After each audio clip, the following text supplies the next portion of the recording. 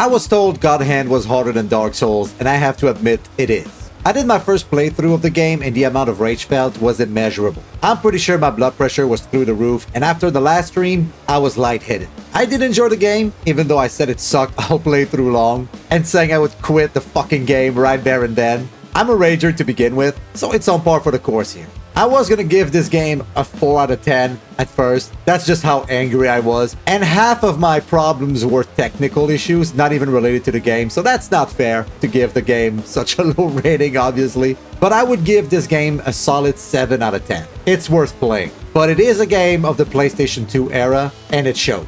Let's start with the positive. Combat is fun overall. The combos and mechanics are great. We can juggle enemies, launch them, guard break, charge attacks, fast combos, and probably a lot more, but I only played this game once. I don't know all the details. The music is amazing, and thank God Hand for that, because if it's your first time, you're going to die a lot and repeat those stages. The cinematics are funny as hell. I had to skip for reasons, but I went back to check them out. It's really worth your time. The characters are over the top, and I loved every second of it. It's kind of like Devil May Cry, but it doesn't take itself seriously. The quick time events are cool, like the suplex are nice. The pommel ones are pretty dumb, just kicking a guy non-stop very fast for 10 seconds. That's hilarious to me. Spanking the woman was even better. I couldn't stop laughing.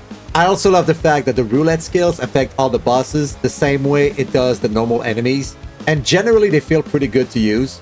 The God Hand is a great mechanic, especially for noobs like me. That allowed me to brute force my way through the game. Most of the bosses either made me laugh with their interactions, or just by their looks, like the Power Ranger knockoffs. Just slowly roll away after you defeat them. Or you have the 2 black gay guys trying to attack the player with their ass. It's ridiculous, and I loved every second of that. I enjoyed the first stage. I didn't expect this game to be this long too. That was a nice surprise. The last 2 levels are much shorter, and thank God Hand for that, because this game got really hard. My advice for a first playthrough, play on easy, because normal is really difficult. I do have to say I have rarely played a game with combat like this. It was really ahead of its time, which is also a bit of the problem. The tank controls are one of the worst thing about the game.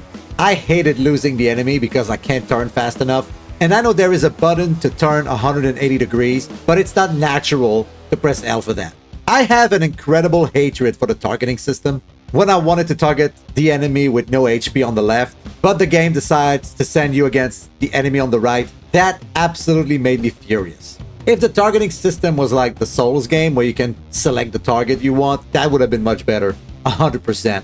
The combat is great, yes, but it's also shit at times. Like there is levels to this. You start at level 1, and if you do enough hits and you dodge enough, the game goes to level 2, which is a bump in difficulty. This sounds good on paper, but the bump is so big, it's ridiculous. I actually had to use Grovel to bring it back from level 2 and 3 back to 1. I did that 2 or 3 times maybe, but I had to.